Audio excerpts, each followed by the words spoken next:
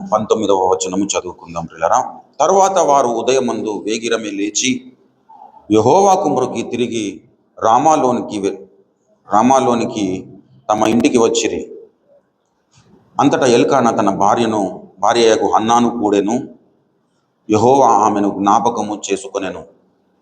చదవబడిన ఈ పరిశుద్ధ లేఖన భాగము ద్వారా దేవుడే మాట్లాడి తన చిత్తమును మన బ్రతుకులు నెరవేర్చునుగాక. ఆమెన్.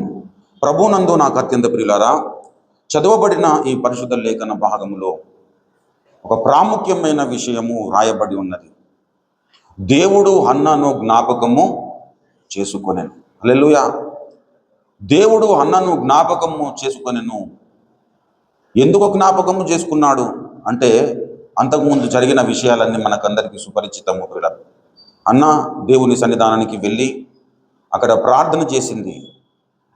ప్రార్థన చేయడము అనేది ఒక విషయం అయితే, మరి ఏలీ ముసలివాడైపోయినాడు. ఏలీ కుమారులు భ్రష్టులైపోతున్న తరుణములో యాజక ధర్మము చేపట్టడానికి ఇంకా అక్కడ వేరే ఒక వ్యక్తి లేడు. కాబట్టి అన్న మరి వయసు మించిపోతూ ఉంది, కానీ తాను మరి దీర్ఘదర్శిగా అక్కడ మనకు ప్రత్యక్షమవుతుంది. రానున్న దినాల్లో ఏ విధమైన పరిస్థితులు మరి రాబోతున్నాయి. ఆ పరిస్థితులలో మరి దేవుని కార్యము జరిగించడానికి ఇప్పటి కాలంలో ఇంకా ఎవరు కూడా యాజక ధర్మం చేపట్టడానికి మరి అట్లాంటి సిద్ధపడిన వ్యక్తులు మాత్రం కనపడడం లేదు. కాబట్టి ఇంకా ఏలి మరణం కాబోయే మునుపు దేవుని పని కొరకు ఒక వ్యక్తి అవసరం. కాబట్టి ఆ వ్యక్తి ఇంకా లోకంలో ఎక్కడ కనబడడం లేదు. ఆ కనబడని పరిస్థితుల్లో మరి ఏం చేయాలి అంటే, నాకే ఒక కుమారుడు ఉంటే ఏలి ఏ విధంగానైతే యాజక ధర్మం చేపట్టాడో, దేవుని ప్రజలను ఏ విధంగా నడిపించాడో, దేవుని ప్రజల కొరకు ఎలాగూ విన్నపించాడో, దేవుని ప్రజల శ్రేయస్సు కొరకు ఏ విధంగానైతే మరి ముందుకు సాగాడో, అలాంటి వ్యక్తి ఒకటి తయారు కావాలంటే ఇప్పుడే సమయము గనుక మరి దేవుని సన్నిధానానికి వెళ్ళి ప్రార్థన చేసింది. ప్రార్థన చేస్తూ, నాకు కుమారుని ఇవ్వండి ప్రభువా అని దుఃఖముకురాలై అక్కడ చూసినట్లయితే, దయచేసి 10వ వచనము చూడండి. బహు దుఃఖక్రాంతురాలై వచ్చి యెహోవా సన్నిధిని ప్రార్థన చేయొచ్చు, బహుగా ఏడ్చుచు సైన్యములకు అధిపతి యెహోవా కలిగి ఉన్న శ్రమను చూచి నీ సేవకురాలైన నన్ను మరవక జ్ఞాపకము చేసుకొని. చూడండి పిల్ల ఏం ప్రార్థన చేస్తుంది. బహుగా ఏడుస్తూ దుఃఖముకురాలై దేవుని సన్నిధానానికి వచ్చింది, ప్రార్థన చేస్తుంది. నీ సేవకురాలను నన్ను జ్ఞాపకము చేసుకోమని. ఏమని జ్ఞాపకం చేసుకోమంటున్నది? నీ సేవకురాలను నాకు మగపిల్లను దయచేసిన ఎడల వాడుకు బ్రతుకు దినములన్నింటినీ నేను వానిని యెహోవాకు నీకు అప్పగింతునని మొక్కుబడి చేసుకొనెను. ఆమె యెహోవా సన్నిధిని ప్రార్థన చేయుచుండగా ఏలి ఆమె నోరును కనిపెట్టచ్చు. నువ్వు ఏలి అనుకున్నాడు, ఈమె ఏదో మద్యము తాగొచ్చి ఇక్కడ ప్రార్థన చేస్తున్నది, మత్తురాలైనట్టు ప్రార్థన చేస్తున్నది అని అనుకున్నాడు.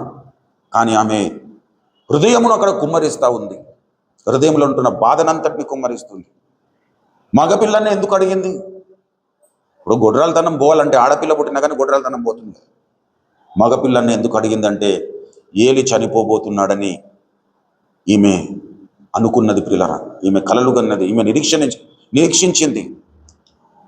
రానున్న దినాల్లో ఏం జరగబోతున్నదో ఆ విషయాన్ని పసిగట్టి, మరి ఏలి చనిపోవడానికి ముందుగానే దేవుని ప్రజల కొరకు ఒక మగపిల్లాడు కొడితే వాణ్ణి నేను పెద్దవాణిగా చేసి నీకు ప్రతిష్ఠితునిగా చేస్తాను, అది నీ కార్యాలు చేస్తాడు, నీ పని చేస్తాడు ప్రభువా, నీవు నాకు దయచేయమని దుఃఖముకురాలై ప్రార్థన చేస్తూ ఉంది. నన్ను జ్ఞాపకము చేసుకోమని ప్రార్థన చేసింది. చదువుకున్న మూలవాక్యంలో యెహోవా దేవుడు ఈ హన్నాను జ్ఞాపకము చేసుకొని. హల్లెలూయా. దేవుడు జ్ఞాపకము చేసుకోవడానికి కావలసిన సిచ్యువేషన్ను మన ప్రార్థనలో ఉండాలి. కావలసిన అవకాశాన్ని మన ప్రార్థనలో కలగజేయాలి. దేవుడు మన ప్రార్థన వినాలి అంటే మన ప్రార్థన దేవుడు అంగీకరించేదిగా ఉండాలి. మీరు చేతులు చాచినప్పుడు నేను మీ ప్రార్థన విననన్నాడు. యెషయా ప్రవచన గ్రంథంలోనికి రండి దయచేసి. యెషయా ప్రవచన గ్రంథము 1వ అధ్యాయము 15వ వచనములో చూసినట్లయితే, మీరు మీ చేతులు చాచినప్పుడు మిమ్మల్ని చూడక నా కన్నులను కప్పుకొందును. ఎందుకు చూడవు అంటే మీరు చేతులు ఎత్తుతున్నారు కానీ మీ చేతులకు మురికి ఉన్నది అన్నాడు. దయచేసి చూడండి, మీరు బహుగా ప్రార్థన చేసినను నేను వినను, మీ చేతులు రక్తముతో నిండి ఉన్నవి. మిమ్ముడు కనుక్కొనుడి, మీ దుష్క్రియలు కనబడకుండా నాకు వాటిని చూడండి. ఎప్పుడైతే మన దుష్క్రియలు ఉంటాయో, మన చేతులకు మలినం ఉంటుందో, మనం చేతులు ఎత్తినప్పుడు దేవుడు చూడడు పిల్ల, తన కన్నులను కప్పుకుంటాడు. మీరు బహుగా ప్రార్థన చేసినాను నేను వినను అంటున్నాడు. కానీ దేవుడు హన్నాను జ్ఞాపకం చేసుకున్నాడు. హల్లెలూయా. దేవుడు హన్నాను జ్ఞాపకం చేసుకున్నాడు. హన్నాను మాత్రమే కాదు, నోవాహును కూడా జ్ఞాపకం చేసుకున్నాడు. ఆది కాండము దయచేసి 8వ అధ్యాయం 1వ వచనాల్లో చూసినట్లయితే, దేవుడు నోవాహును అతనితో కూడా ఉన్న ఓడలోనున్న సమస్త జంతువులను సమస్త పశువులను జ్ఞాపకము చేసుకు. వరదలు వచ్చినాయి, వర్షం పడుతుంది, ఓడ తెలిపోతుంది. దేవుడు ఆ ఓడలో ఉంటున్న వారికి ఏ మాత్రము హాని జరగకుండా దేవుడు వారికి జ్ఞాపకం చేసుకొని వారికి సహాయం చేశాడు. మన దేవుడు సమయోచితమైన సహాయము చేసేవాడు. సమయోచితముగా మనము అడగే స్థితిలో ఉంటే దేవుడు తప్పకుండా సహాయం చేస్తాడు. నాకు ₹1,00,00,000 కావాలి ప్రభు అని ప్రార్థన చేయడము మనకు ఈజీ అవుతుంది. కానీ దేని కొరకు అడుగుతున్నామనంటే దేవుడు చూస్తాడు. పిల్ల, నువ్వు అడుగుతున్నది సమంజసమైతే దేవుడు తప్పకుండా ఇస్తాడు. నీకు కావలసింది సమంజసమైతే దేవుడు తప్పకుండా ద్వారాలు తెరుస్తాడు. దేవుడు జ్ఞాపకం చేసుకుంటాడు. దేవుడు విడిచిపెట్టాడు పిల్లలు, తన ప్రజలను దేవుడు ఏమాత్రము విడువాడు. ఇశ్రాయేలును కాపాడువాడు, కునుకడు నిద్రపోడు. పిల్ల, మన దేవుడు కునుకడు నిద్రపోడు, నిరంతరం మనల్ని జ్ఞాపకం చేసుకుంటాడు. కానీ మనం అడుగుతున్న దాంట్లో చాలా వరకు దేవుడు జ్ఞాపకము చేసుకొనని వాటినే మనం అడుగుతూ ఉంటాం.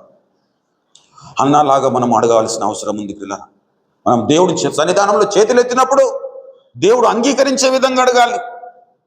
చాలా మంది ప్రభునందు పిల్లరా సహవాసం చేస్తూ ఉన్నారు, కానీ ఆ సహవాసము సరైనదిగా సహవాసం చేయలేకపోతూ ఉన్నారు. కాబట్టి తన ప్రియ కుమారుడైన తిమోతికి పౌలు భక్తుడు మరి తన అవసర కాలంలో ఈ మాటలు చెబుతూ తన కుమారుని హెచ్చరిక చేస్తాడు. దయచేసి 2వ తిమోతి పత్రిక 2వ అధ్యాయము, దయచేసి 2వ తిమోతి పత్రిక 2వ అధ్యాయము 22వ వచనము చూడండి. 2:2 నీవు యవనెచ్చల నుండి పారిపోము, పవిత్ర హృదయ ప్రభువునకు ప్రార్థన చేయు వారితో కూడా నీతిని, విశ్వాసమును, ప్రేమను, సమాధానమును వెంటాడము. ఎలానట? పవిత్ర హృదయులై ప్రభువునకు ప్రార్థన చేయవారు. అంటే అపవిత్ర హృదయులై ప్రభువునకు ప్రార్థన చేయవారు ఉన్నారు. వారి ప్రార్థన వలన ప్రభువునకు వీరకు ఏ మాత్రము ప్రయోజనం ఉండదు. ప్రియులారా, దేవుడు జ్ఞాపకము చేసుకోగలిగిన ప్రార్థన జీవితం మనకు ఉండాలి.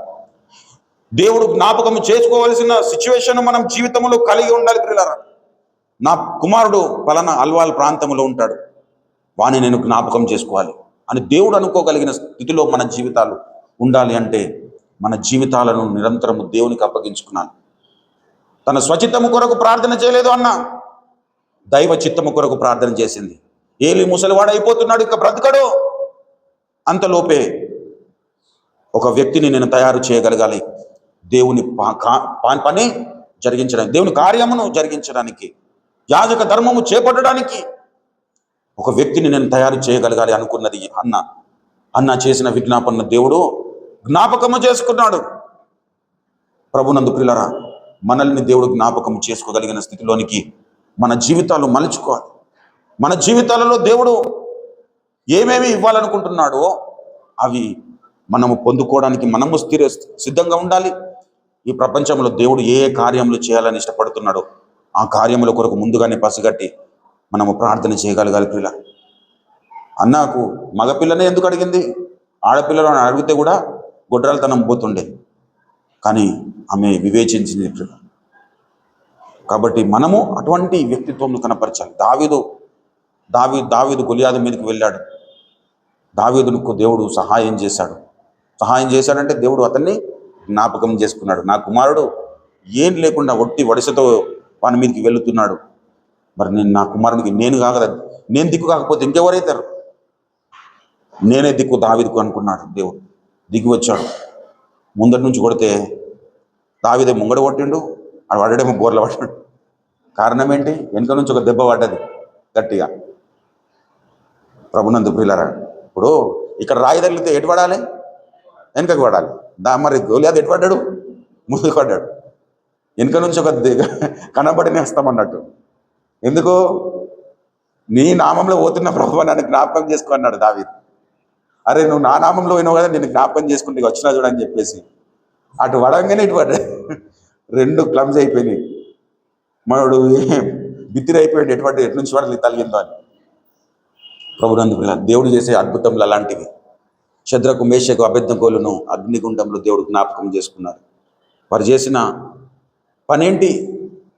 మా దేవుడు రక్షించడానికి సమర్థుడు, ఒకవేళ రక్షించకపోయినా పర్వాలేదు అనుకున్నారు. దానియేలును సింహం బోరులో దేవుడు జ్ఞాపకం చేసుకున్నాడు. నీ శ్రమల కొలిమిలో దేవుడు నేను జ్ఞాపకం చేసుకోడా? నీకుంటున్న అనారోగ్యంలో దేవుడు నేను జ్ఞాపకం చేసుకోడా? కొంతమంది విశ్వాసులు మూర్ఖంగా ప్రవర్తిస్తూ ఉంటారు. దేవుడు నన్ను విడిచిపెట్టాడు. ఎందుకు విడిచిపెడతాడు దేవుడు? దేవుడు నిన్ను నిరంతరం కాపాడుతున్నాడు కాబట్టి నువ్వు సజీవంగా ఉన్నావు.